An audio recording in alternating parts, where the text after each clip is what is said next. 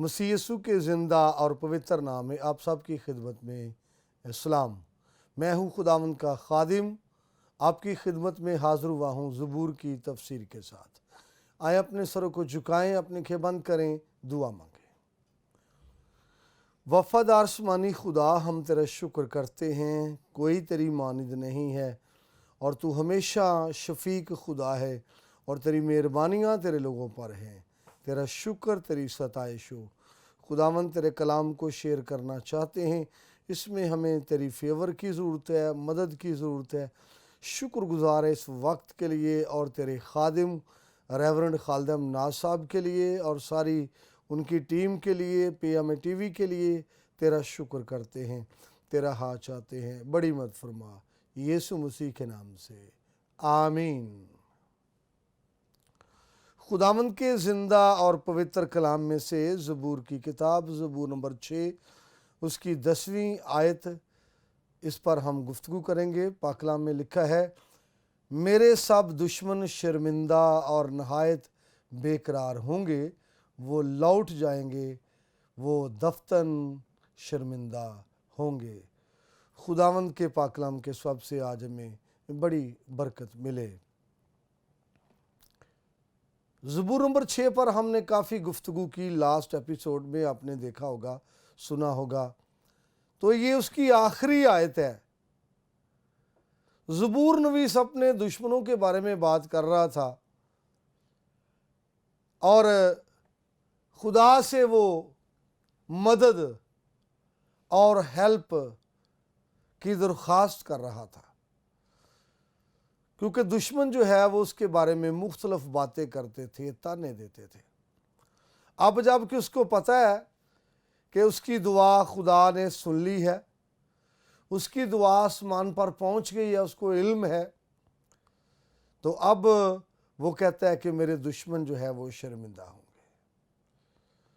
ये बड़ी बात है ऐसी कंडीशन में, ऐसी हालत में खुदा पर तवक्कल करना, जब दुश्मन ने आपको घेर रखा हो या दुश्मन आपके बारे में तरह तरह की बातें करे, तो खुदा पर तवक्कल करना, अपना मामला खुदा के सामने पेश करना, ये बड़ी बात है। तो ज़बूर नवीस 9वीं आयत में कहता है, खुदावंद ने मेरी मिन्नत सुन ली। नोट करें, खुदावंद ने मेरी मिन्नत सुन ली है। अब 10वीं आयत में इसीलिए वो कहता है, मेरे दुश्मन शर्मिंदा होंगे, क्योंकि खुदावंद ने मिन्नत उसकी सुन ली है। दुश्मन जो है वो यहां पर ज़बूर नवीस कहता है, उसके दुश्मनों की बात है जो उसके बारे में नाहक बातें करते थे।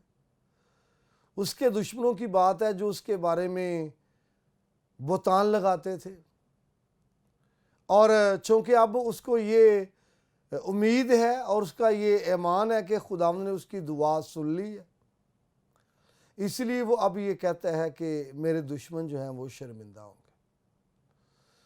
तो दुश्मन कब शर्मिंदा होते हैं, नोट करना है ज़रा। हमारा दुश्मन शैतान कब शर्मिंदा होता है? खुदा के लोगों के दुश्मन कब शर्मिंदा होते हैं? पहली बात, जब शैतान का, जब दुश्मन का मंसूबा फेल होता है।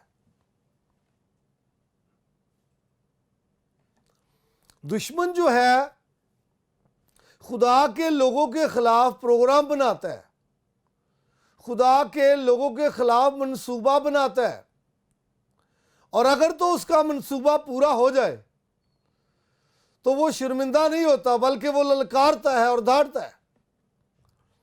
लेकिन अगर उसका मंसूबा फेल हो जाए, अधूरा रह जाए, तो दुश्मन शर्मिंदा होता है। याद करो,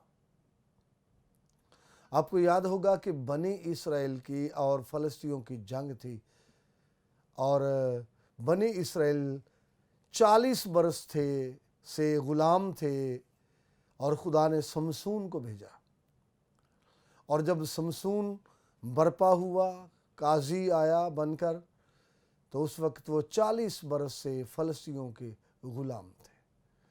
تو اس کی اتنی دہشت تھی دشمن پر، دشمن اس سے خوف زدہ تھے، دشمن اس سے پریشان تھے، کیونکہ اس کے پاس جو طاقت تھی، جو قوت تھی، وہ عام طاقت نہیں تھی، عام قوت نہیں تھی، بشری قوت نہیں تھی، بلکہ الہی قوت تھی۔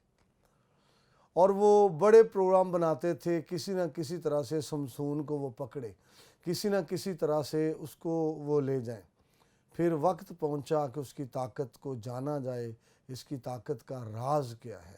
اور یہ کبھی آپ قضات کی کتاب 15واں باب 14ویں آیت سے پڑھیں، آپ کو ملے گا۔ اس کام کے لیے دلیلہ کو تیار کیا اور بڑی وہ کوشش کرتے تھے کہ سمسون کو لے جائیں۔ تو دلیلہ کے پکڑوانے سے پہلے وہ جا کر اسرائیل کو ستانے لگے۔ اس وقت سمسون چھپا ہوا تھا، جب وہ تنگ کرنے لگے تو اسرائیل سمسون کے پاس گئے، کیونکہ اس وقت ایک چٹان کی دراڑ میں تھا، اور سمسون سے کہا کہ اس طرح سے فلسطینی ہمیں تنگ کرتے ہیں۔ تو اس نے کہا ٹھیک ہے، مجھے آپ باندھ کر لے جاؤ، لیکن یہ بتاؤ تم تو مجھے کچھ نہیں کہو گے۔ انہوں نے کہا نہیں، اور وہ سمسون کو نئی رسیوں سے باندھ کر وہ لائے ہیں۔ یہ میں آپ کے لیے پڑھنا چاہتا ہوں قضات کی کتاب میں سے، اس کے 15ویں باب، قضات اس کا 15واں باب 14ویں آیت سے۔ یہاں لکھا ہے جب وہ لہی میں پہنچا تو فلسطی اسے دیکھ کر للکارنے لگے، تب خداوند کی روح اس پر زور سے نازل ہوئی، اور اس کے بازوؤں پر کی رسیاں آگ سے جلے ہوئے سن کی مانند ہو گئیں، اور اس کے بندھن اس کے ہاتھوں پر سے اتر گئے۔ یہاں نوٹ کیجئے کہ جب وہ اس کو باندھ کر لا رہے ہیں تو فلسطین جو آرمی ہے، فوج ہے، اس کے سپاہی ہیں، وہ بہت خوش ہے سمسون کو بندھا دیکھ کر، بندھا ہوا ہے، اور یہ فلسطین للکارنے لگے۔ اور للکارنے کی وجہ یہ تھی کہ آج ہماری امیدیں پوری ہو گئی ہیں۔ للکارنے کی وجہ یہ تھی کہ ہم جو چاہتے تھے وہ ہو گیا ہے۔ للکارنے کی وجہ یہ تھی کہ جس دشمن سے ہمیں خطرہ تھا وہ قابو میں آ گیا ہے۔ للکارنے کی وجہ یہ تھی کہ ہم فلسطین اب بنی اسرائیل پر غالب آ گئے ہیں۔ لیکن آپ کو یاد ہے کیا ہوا ہے یہاں پر یہ ہوا ہے، تو خدا کی روح جو ہے سمسون پر زور سے نازل ہوئی، اور دشمن کی امیدوں پر پانی پھر گیا۔ تو دشمن تو یہ کہہ رہا تھا، سوچ رہا تھا کہ میں اس کو باندھ کر لے جاؤں گا، اور اب یہ ہمارے قبضے میں ہے۔ تو جب دشمن کی امیدوں پر پانی پھر گیا تو وہ شرمندہ ہوا۔ دشمن کب شرمندہ ہوتے ہیں؟ پہلی بات، جب اس کی امیدوں پر پانی پھر جاتا ہے۔ دشمن اس وقت شرمندہ ہوتے ہیں جب دشمن کا منصوبہ جو ہے وہ فیل ہوتا ہے۔ تو یہاں پر ہم دیکھتے ہیں کہ دشمن پہلے وہ للکار رہے تھے جب سمسون باندھا گیا، اور جب اس کے رسیاں جل گئی ہیں، اس کے بندھن جو ہیں وہ جاتے رہے ہیں، سمسون آزاد ہو گیا ہے، تو دشمن کی امیدوں پر پانی پھر گیا اور دشمن شرمندہ ہو گئے۔ ایک اور کہانی ہے بڑی خوبصورت، کہ جب بابل کے اندر صدرک میشک عبدنجو کو آگ کی بھٹی میں پھینکا گیا، تو یاد کیجئے کہ بادشاہ جو تھا وہ بڑے قہر میں تھا، بڑے غصے میں تھا۔ بادشاہ نے کہا کہ بھٹی کی آگ جو ہے اس کو معمول سے 7 گنا تیز کیا جائے، اور تیز کیا گیا۔ تو جب بادشاہ کے حکم کے مطابق ان کو باندھ کر پھینکا گیا ہے اور ان کو کچھ نہیں ہوا، وہ سیو رہے ہیں، وہ محفوظ رہے ہیں، تو بادشاہ شرمندہ ہوا ہے۔ اگر وہ آگ سے ہلاک ہو جاتے، اگر آگ سے مر جاتے، تو بادشاہ شرمندہ نہ ہوتا۔ تو جو وہ آگ میں ہیں، بچ گئے ہیں، ہلاک نہیں ہوئے، تو یہ بادشاہ کی شرمندگی کا باعث ہے۔ جب دشمن کا منصوبہ فیل ہوتا ہے، دشمن کا پروگرام فیل ہوتا ہے، تو وہ اس کو شرمندگی جو ہے وہ حاصل ہوتی ہے۔ یہ یہاں پر بڑا ان کے خلاف تھا، تم نے مورتی کو سجدہ نہیں کیا، تم نے میرے حکم کو ٹال دیا ہے۔ لیکن وہ تو ایمان پہ کھڑے تھے، انہوں نے کہا بادشاہ اس امر میں ہم تجھے جواب دینا مناسب نہیں سمجھتے، لیکن دیکھ ہمارا خدا آگ کی بھٹی سے چھڑانے کی قدرت رکھتا ہے۔ اور جب خدا نے آگ کی تپش کو ریموو کیا ہے اور اپنے لوگوں کو سیو رکھا ہے تو بادشاہ شرمندہ ہوا اس معاملہ میں۔ اور داؤد یہی کہہ رہا تھا کہ میرے دشمن شرمندہ ہوں گے۔ یاد کیجئے خدا کے لوگوں کے جو دشمن ہیں وہ خدا کی قدرت کی وجہ سے شرمندہ ہوتے ہیں۔ جب خدا کی قدرت خدا کے لوگوں کے ساتھ کام کرتی ہے تو ان کے دشمن شرمندہ ہوتے ہیں۔ ابلیس ان کے پیچھے مخالفت کرتا ہے، وہ شرمندہ ہوتا ہے۔ ابلیس ان کو ستاتا ہے، وہ شرمندہ ہوتا ہے، کیونکہ خدا کی قدرت کی وجہ سے۔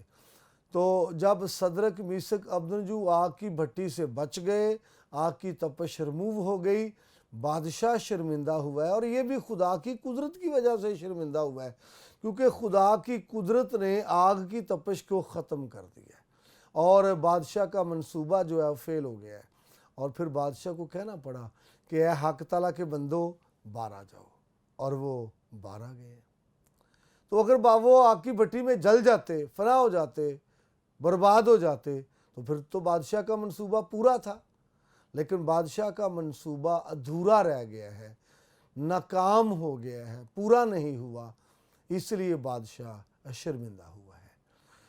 اور ہم آگے بڑھیں، آپ کو یاد ہوگا کہ جب فلسطینیوں کی اور اسرائیل کی جنگ تھی تو جاتی جولیت ہر روز میدان میں اترتا، للکارتا کسی کو نکالو، میرے مد مقابل کسی کو نکالو، کوئی میرے سامنے آئے مجھ سے جنگ کرنے کے لیے اور میرے مد مقابل آئے، تو کوئی نہیں نکلتا تھا۔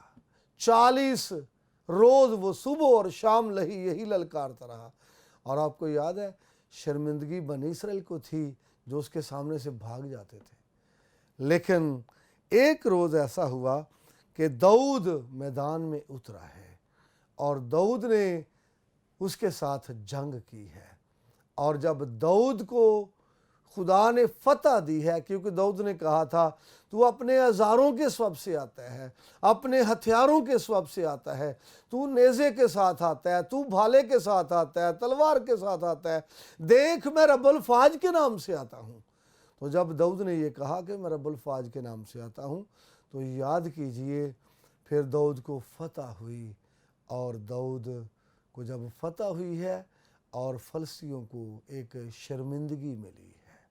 پہلے یہی شرمندگی بنی اسرائیل کے پاس تھی جب وہ بھاگ جاتے تھے ہر روز اور وہ شرمندہ تھے، لیکن جب داؤد میدان میں اترا ہے اور اس نے وہاں پر جنگ کی بات کی ہے اور وہاں پر وہ لڑا ہے اور اس نے اپنے خدا پر فخر کر کے یہ کہا میں رب الفاج کے نام سے آتا ہوں، داؤد کو فتح ملی تو دشمنوں کو شرمندگی ملی۔ اور یاد کیجئے یہاں پر زبور کے اندر زبور نویس یہی کہتا ہے کہ میرے سب دشمن شرمندہ ہوں گے۔ اور میرے بھائی میری بہن، تیرا دشمن جو تیرے پیچھے چھپ کر کام کر رہا ہے، تیرا دشمن اگر ابلیس ہے، وہ تیرا دشمن اگر بدروہیں تاثیریں تیرے پیچھے چھپ کر کام کرتی ہیں، تیرا دشمن تیرے گھرانے کا دشمن تاثیریں ہیں، بدروہیں ہیں، یا کوئی بیماری ہے، تو یقیناً وہ خدا کے سبب سے شرمندہ ہوگا، کیونکہ تیرا خدا تیرے ساتھ ہے اور تیرے خدا کی قدرت تیرے ساتھ رہ کر کام کرتی ہے، وہ شرمندہ ہوگا۔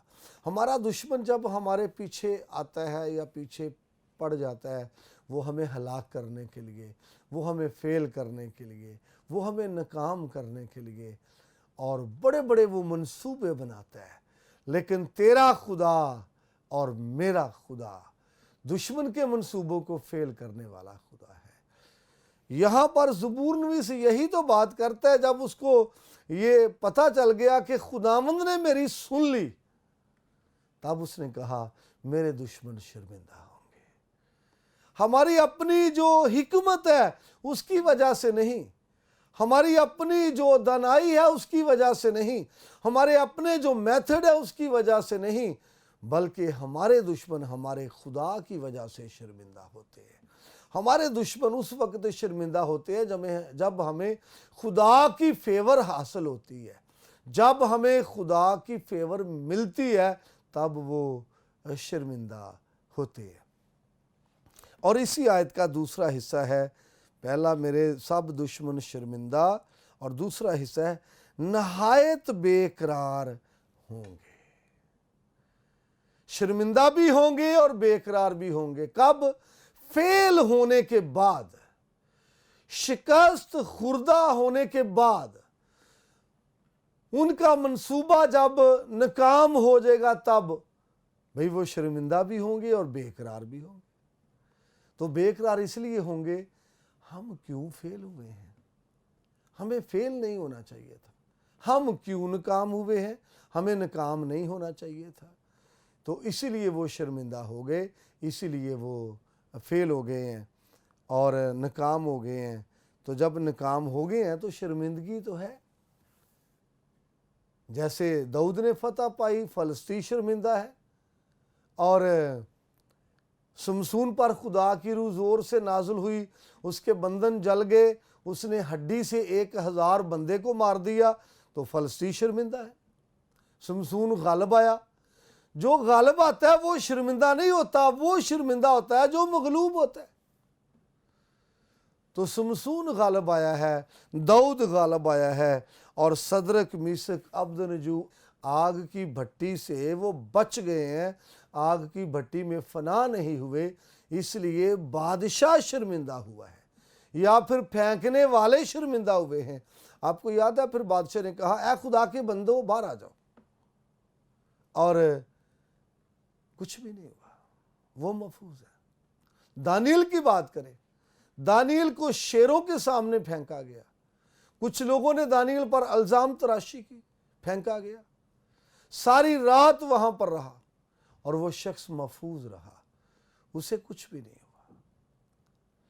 لیکن صبح سویرے جب بادشاہ وہاں پر گیا، اس نے دانیل کو پکارا، اے دانیل کیا تیرا خدا قادر ہوا؟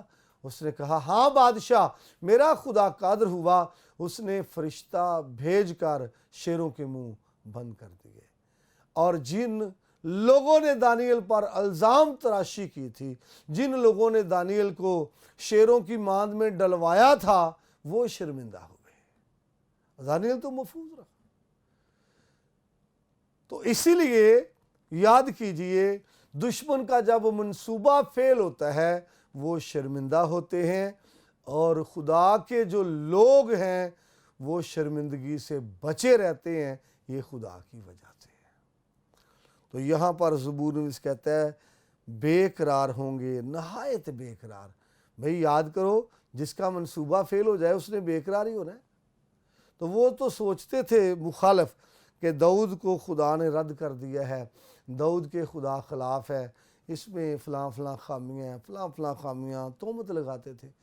تو یہاں پر داؤد جو ہے وہ اس بات کو جانتا ہے کہ میرا خدا میرے ساتھ ہے، دشمن اب شرمندہ ہو گئے ہیں۔